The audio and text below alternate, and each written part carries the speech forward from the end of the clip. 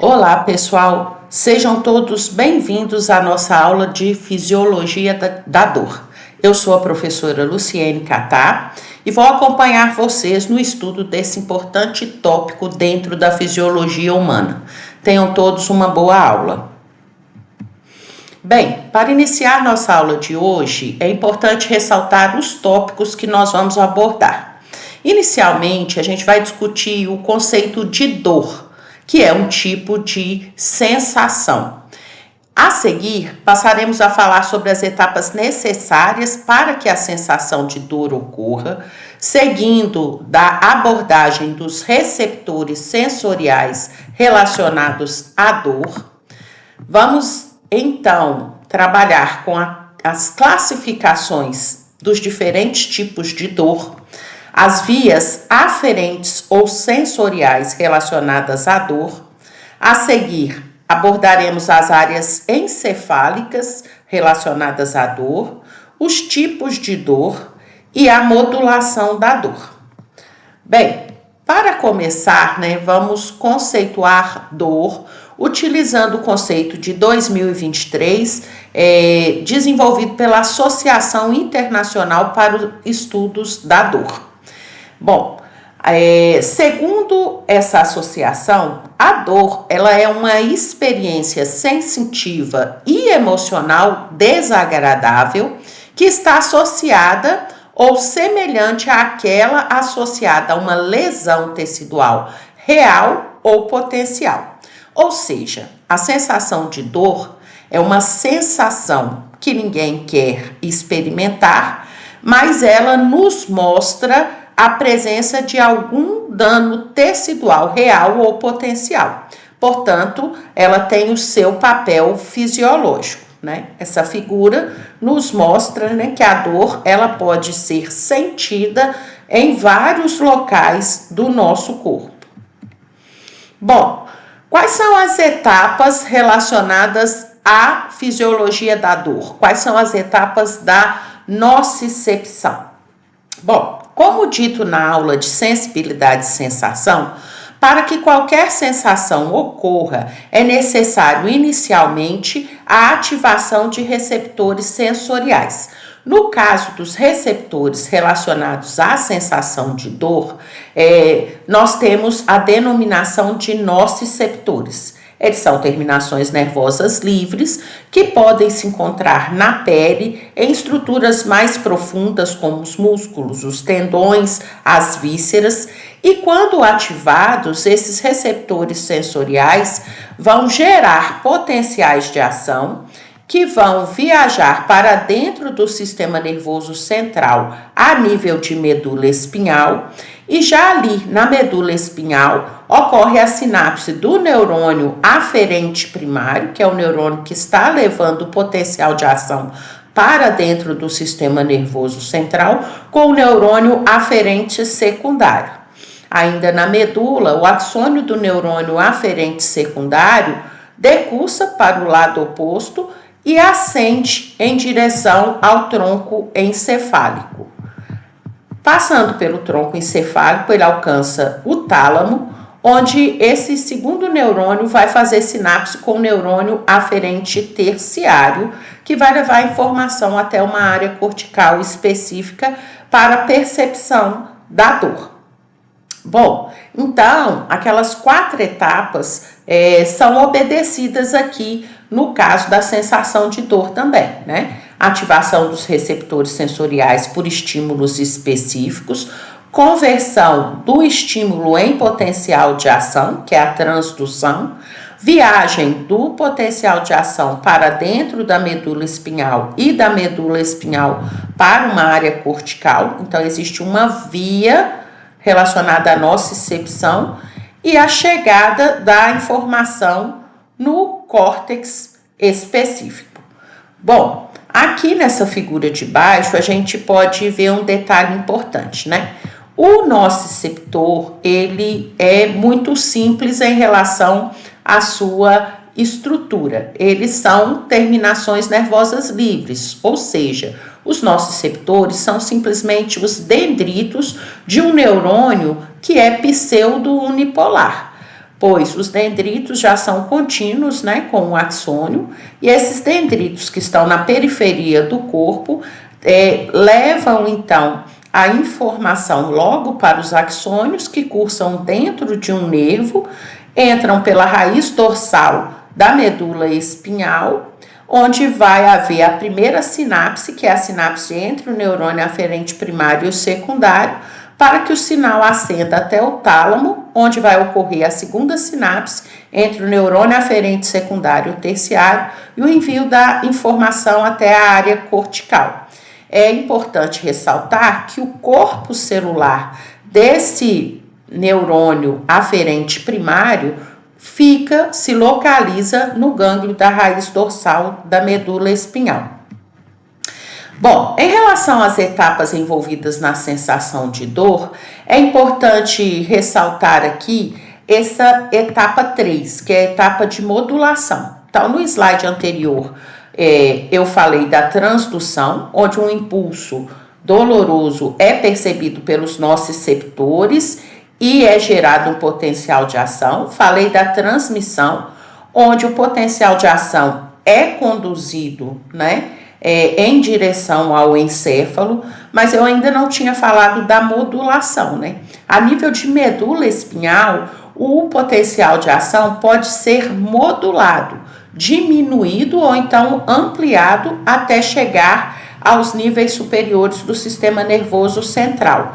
Essa modulação, ela se mostra essencial para que ocorra a percepção, né? Para caracterizar a percepção da dor, né?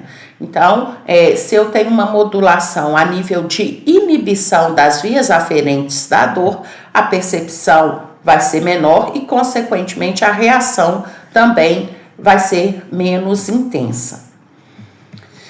Bom, eu disse que os receptores sensoriais da dor são os nociceptores e que são terminações nervosas livres, simplesmente os dendritos dos neurônios aferentes primários. Mas quais seriam os estímulos para ativar esses nociceptores?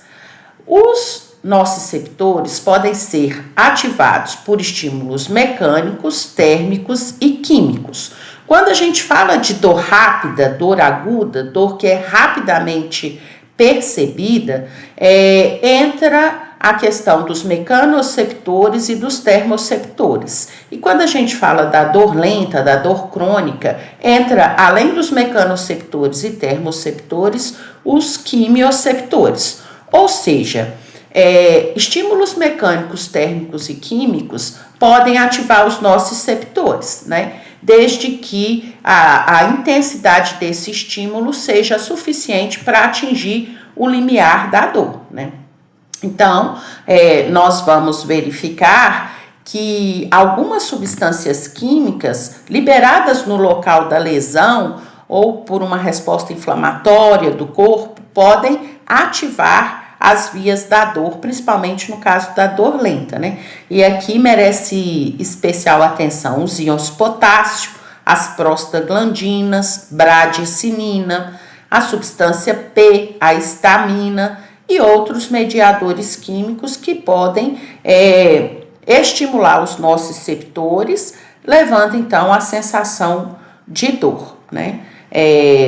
Mas também nós temos a sensação de dor que pode ocorrer por um estímulo mecânico, né, uma pancada na ponta do dedo, por um estímulo térmico também, né? Então, ainda falando sobre os nociceptores, que são terminações nervosas livres, é muito importante que fique bem claro que esses receptores captam o estímulo, né? E converte esse estímulo em potencial de ação, que será então analisado e gerando uma possível reação à dor. Como eu expliquei, os nociceptores, eles podem responder a vários tipos de estímulos, né? Desde que esses estímulos gerem lesão tecidual, né? Estímulos mecânicos, térmicos, e a gente pode classificar os nociceptores até em polimodais, né? Que respondem a mais de um dos estímulos. Em relação à dor, aguda, a gente vai ver que os receptores são mais fásicos, ou seja, eles se adaptam mais rapidamente do que os receptores da dor crônica, da dor lenta, que são receptores tônicos. Mas muitos livros colocam os nociceptores na classificação de receptores tônicos, porém, os de dor aguda, quando comparado aos de dor crônica, são mais fásicos, se adaptam, enquanto que os da dor crônica praticamente nunca se adaptam, né? Aqui a gente tem uma figura mostrando aqui os nociceptores na periferia do corpo, né? Esses nociceptores convertem estímulo em potencial de ação. Esse potencial de ação viaja pelo axônio do neurônio aferente primário, que é pseudonipolar, seu corpo celular fica no gânglio da raiz dorsal, assim como as outras informações sensitivas somáticas entram pelo gânglio da raiz dorsal, e aqui na medula mesmo já vai ocorrer a sinapse com o segundo neurônio, né, cujo axônio decursa para o lado oposto da medula e ascende até uma região específica do tálamo, que é a central de redistribuição dos sinais em direção ao córtex cerebral.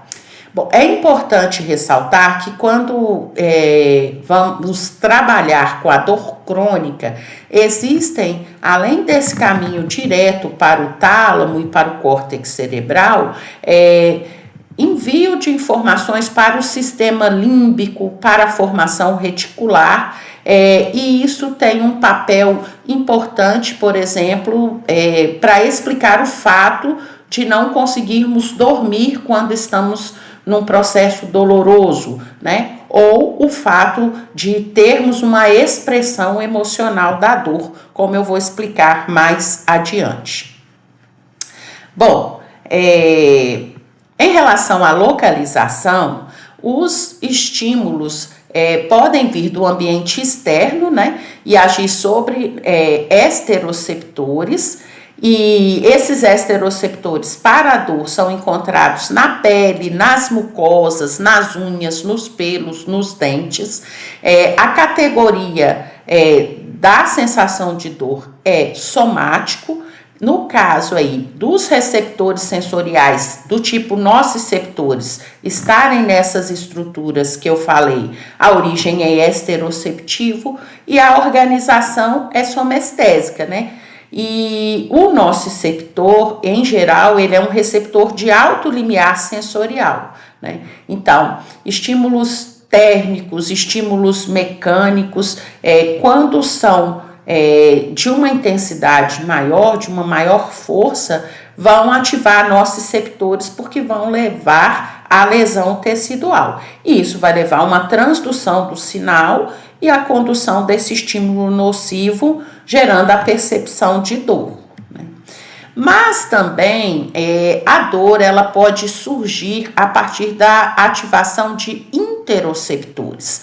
No caso, esses interoceptores, esses nociceptores do tipo interoceptores, como o próprio nome indica, estão em estruturas internas, né? Estão situados nas vísceras, nos músculos, nos tendões, no periodonto.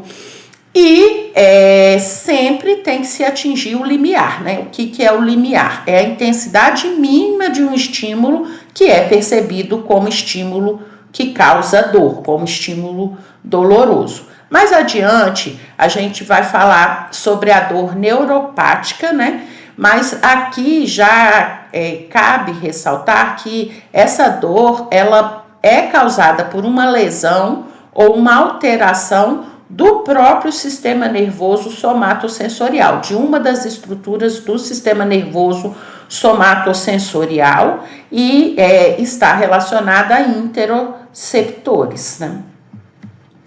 Então, ressaltando essa questão do limiar da dor, é importante reforçar aqui que o limiar da dor é o estímulo mínimo capaz de gerar um impulso nervoso, um potencial de ação no neurônio sensitivo, né, susceptível de ser percebido. Outro ponto importante em relação ao limiar da dor é que esse limiar da dor é inversamente proporcional a reação à dor. Então, um paciente que tem elevado limiar doloroso, ele vai ter uma baixa reação à dor, ele é hiporreativo. Já um paciente que tem baixo limiar da dor, ele vai ter uma grande reação à dor, ele vai ser hiperreativo. Portanto, a dor tem um componente individual importante aí e nunca deve se julgar a dor do outro, né? Porque, como dito anteriormente, a dor ela tem um componente fisiológico, mas tem um componente emocional muito importante.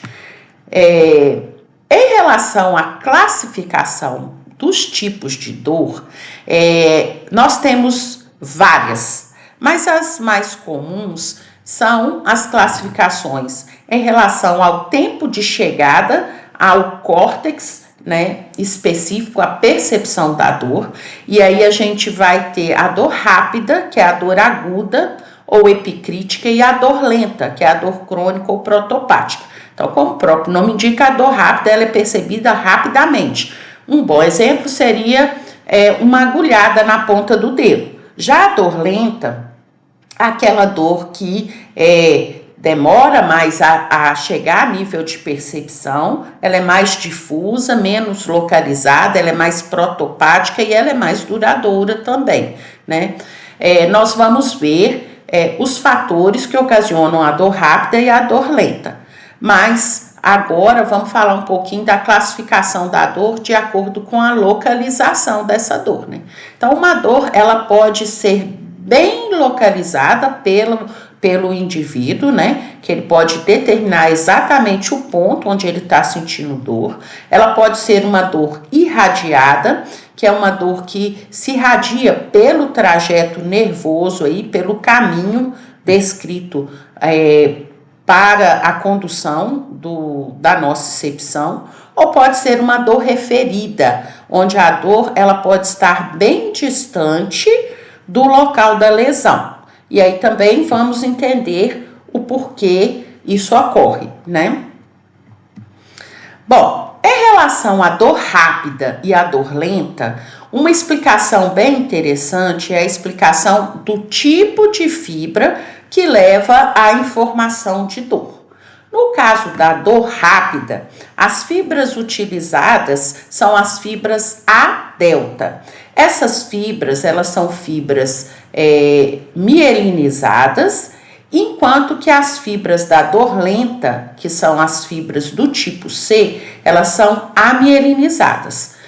Como explicado anteriormente, né? Quanto mais mielinizado e maior o calibre do axônio, mais rápida é a condução do potencial de ação. Então, as fibras A delta utilizadas na dor rápida, elas conduzem o potencial de ação até a área encefálica específica de uma forma mais rápida, né? Portanto, a percepção é rápida, ela também é classificada como dor primária e está muito relacionada aos nociceptores mecânicos e térmicos, né? Já as fibras do tipo C são fibras amielinizadas, elas vão conduzir o potencial de ação para a área específica encefálica de uma forma mais lenta e está muito relacionado a nociceptores polimodais. Bom, aqui a gente tem uma figura que vai fazer vocês entenderem melhor, né? Aqui a gente tem o neurônio aferente primário, que é o dono do receptor sensorial, é o que contém os nociceptores. Aqui os nociceptores, que são essas terminações nervosas livres, né? São pertencentes ao neurônio pseudonipolar, que leva a informação da periferia do corpo até a medula espinhal, porque tanto a dor rápida quanto a lenta viajam em direção ao cérebro pelo sistema anterolateral, né, que decursa na medula. Então, aqui seria o nociceptor, que está lá na periferia, e aqui seria a terminação do neurônio aferente primário, que está na medula espinhal. Observe que o axônio desse neurônio é mielinizado. Então, se ele é mielinizado, a condução é saltatória, é uma condução mais rápida. E o sinal, ele chega mais rápido para a percepção. Já as fibras do tipo C, que estão relacionadas à dor lenta, elas são amielinizadas, né? Também vamos ter os nociceptores na periferia, o terminal do neurônio aferente primário na medula espinhal, porém a fibra C é amielinizada e a informação ela chega de uma forma mais tardia a nível de percepção, né? E aí a gente consegue visualizar aqui os dois tipos de fibras, né? A fibra A delta, que tem um pequeno diâmetro, mas ela é mielinizada, né? Portanto, ela leva a informação para as áreas encefálicas mais rapidamente e a percepção da dor é percepção de dor rápida, e as fibras C, elas levam a informação de forma mais lenta por serem amielinizadas, né? Então, ela está muito relacionada à dor lenta, né? À dor crônica. E agora que entendemos a diferença, né? O porquê da dor rápida e da dor lenta, vamos entender um pouquinho sobre convergência de sinais e dor referida, né? É muito comum a pessoa ter uma lesão tecidual numa víscera e experimentar a dor em uma região de pele ou de uma região músculo-cutânea, né? Em local distante. Então, por exemplo, o exemplo mais comum que a gente vê é a dor, né, da isquemia ali no miocárdio, né, a dor do infarto agudo do miocárdio, ser sentida no braço, na mandíbula, né. A gente classifica esse tipo de dor como dor referida. E essa dor referida, ela se deve à ativação do nociceptor visceral, né, sendo percebida como sensação cutânea. E ocorre porque os axônios dos nociceptores viscerais e cutâneos entram na medula espinhal pela mesma rota e convergem para um mesmo neurônio aferente secundário. Então, essa entrada dos sinais viscerais e os sinais cutâneos por uma mesma raiz dorsal e, além disso, a convergência dos sinais para uma mesma via leva à sensação de dor, muitas vezes nessa área de pele, né? Porque a gente tem uma representação, né, dessas áreas no giro pós-central, né? Enquanto a gente não tem uma representação tão precisa das vísceras nesse giro pós-central, que é a área somestésica primária, né? Então, aqui a gente tem algumas figuras, né, que mostram que lesões viscerais, né, dor relacionada a lesões viscerais, podem ser percebidas em locais da pele bem longe do local da lesão, né? E aqui nessa figura mostrando, né, que isso ocorre porque os sinais aferentes que vêm da víscera entram pelo mesmo local dos neurônios aferentes que vêm de determinadas regiões da pele. E aí a gente tem essa dor referida, né? Bom, nós classificamos a dor em relação ao tempo para essa percepção da dor e de duração dessa dor, em dor rápida e dor lenta. Nós classificamos a dor em relação à localização em dor localizada, dor irradiada e dor referida. E agora a gente pode classificar a dor em relação à estrutura que está sofrendo a injúria, o prejuízo, né? A lesão tecidual. Na dor nociceptiva, a gente tem a dor decorrente de dano a um tecido não neural, né? A dor neuropática, ela já é uma dor decorrente de danos ao próprio sistema nociceptivo, né, ao próprio sistema de envio da informação para o sistema nervoso central superior. Então, é muito comum, por exemplo, a neuropatia diabética, né? Um exemplo onde nós temos lesão aí no próprio sistema de notificação de danos, né? No próprio nervo. Temos também, no caso, o herpes zoster, onde existe lesão do gânglio da raiz dorsal, e aí essa dor é classificada como neuropática, ou seja, a dor nociceptiva é ocasionada por lesão em tecido não neural. A dor neuropática é causada por lesão no próprio tecido neural. E a dor nociplástica, né? A dor nociplástica é uma dor que decorre de uma disfunção neurológica e não de um dano, né? A pessoa experimenta a dor, mas ela não tem uma lesão num tecido específico, nem numa estrutura nervosa relacionada ao envio da informação ao sistema nervoso central a nível de córtex cerebral, né? Então, a gente chama de dor nociplástica. Um exemplo que pode ser colocado aqui é a dor da fibromialgia, né? Então, essa é uma outra classificação da dor. Além disso, a gente pode classificar a dor de acordo com o local onde essa dor é percebida, né? Como cefaleia, dor nas costas, dor muscular, cãibras, lombalgia, torcicolo. Então, existe uma infinidade de maneiras de classificarmos os diferentes tipos de dor, né? Mas as mais comuns classificações são em dor rápida e dor lenta, que a gente precisa entender, né? Na dor rápida, a utilização das fibras A delta, e na dor lenta, a utilização das fibras do tipo C. Como eu disse anteriormente, os receptores da dor rápida são mais classificados como fásicos e da dor lenta como tônicos, pois não se adaptam ou se adaptam muito lentamente. E aí a classificação é em dor localizada, né, irradiada ou referida, além da classificação em nociceptiva, neuropática e nociplástica. Então, esses foram as 3 classificações abordadas até esse momento, né? Bom, agora que a gente falou sobre os nociceptores, né?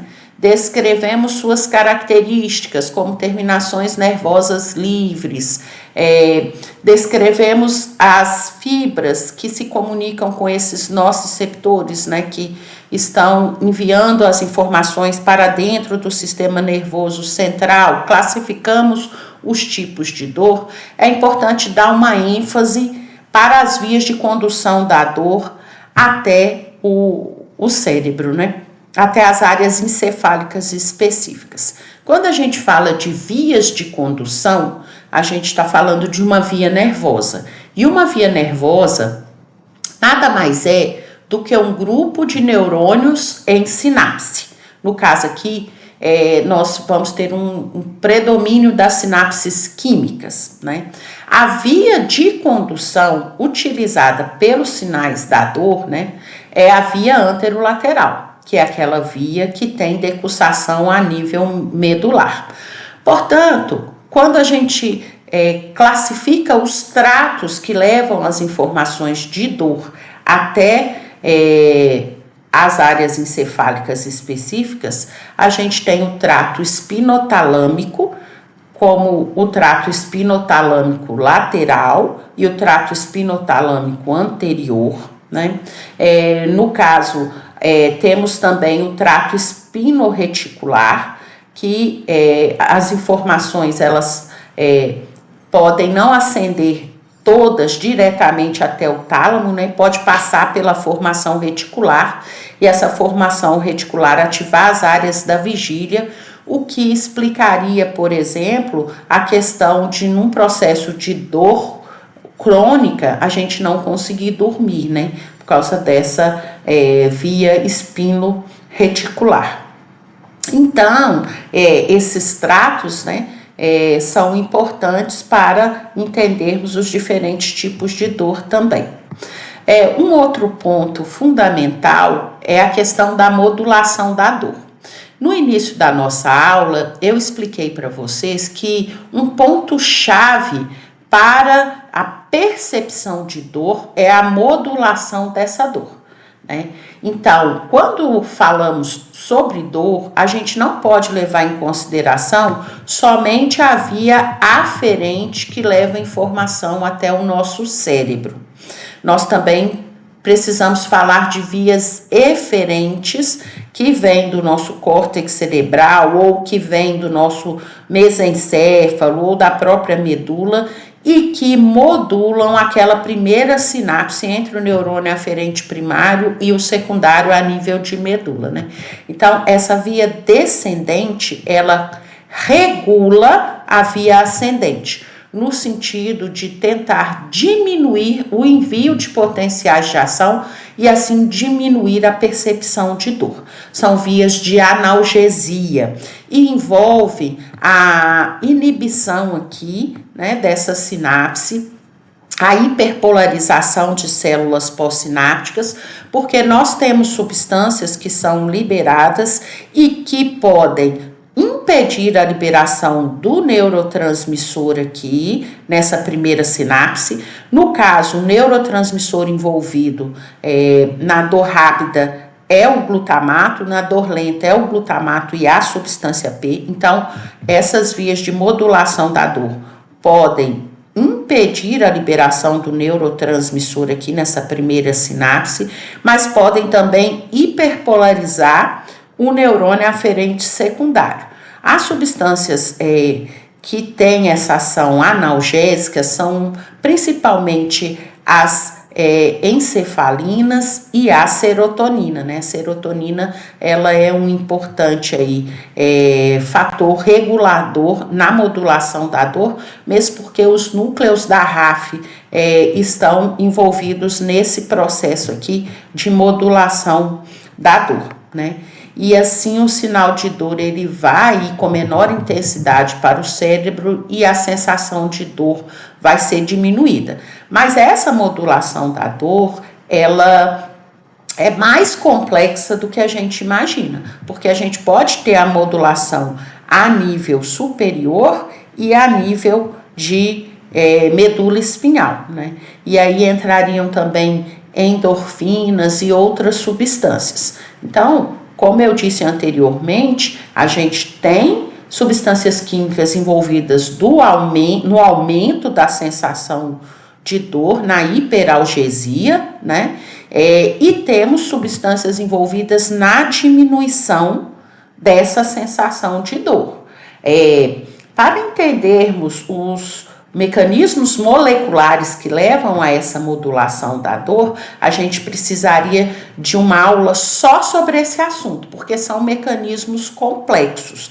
Mas o objetivo dessa aula é fazer com que vocês compreendam que quando a gente fala da sensação de dor, a gente leva em consideração tanto a via aferente quanto a via eferente de modulação da dor, né? Que também vai dar uma certa individualidade à percepção de dor de cada um, né? Então, os caminhos descendentes do córtex somatosensorial alcançam a medula espinhal, inibindo os caminhos ascendentes da dor para produzir alívio da dor, que a gente chama de analgesia endógena, né? Merece destaque nessa inibição aqui a nível de sinapse entre neurônio aferente primário e neurônio aferente secundário, as endorfinas e a serotonina, né? Então, a substância cinzenta periaquidutal do mesencéfalo, ela tem um papel importante nessa modulação, os núcleos da RAF também, e a gente também tem mecanismos centrais e a gente precisaria de uma aula só para explicar esse processo aqui, né? Então, os especialistas em dor trabalham bastante com esses detalhes, né? Bom, um outro meio de aliviar ou minimizar a sensação de dor é através do que a gente chama de portão da dor, né? O que é isso? Muitas vezes, quando a gente bate uma parte do corpo em algum local e a gente sente dor por causa disso, a gente esfrega o local com a mão, diminuindo a sensação de dor. Por que que isso ocorre? Como explicado na aula anterior sobre sensibilidade e sensação, o tato epicrítico, ele viaja dos mecanoceptores em direção ao encéfalo por uma outra via, que é a via da coluna dorsal lemnisco medial, que decursa aqui no bulbo, né? Então, essa via, além de ter a decursação no bulbo, ela também é formada por fibras a alfa e a beta, que são mais calibrosas e mais mielinizadas, portanto, levam a informação de forma mais rápida até a área somestésica primária ali no giro pós-central do que as vias relacionadas à dor, né, que são fibras A delta e fibras do tipo C.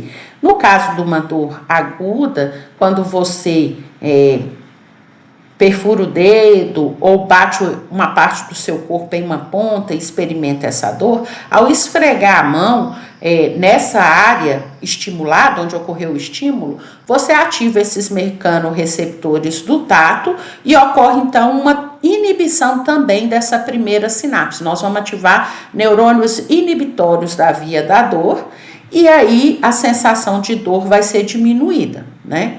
Então, aqui nessa figura também a gente pode visualizar isso, né? Então, as fibras da dor são as fibras do tipo C e as fibras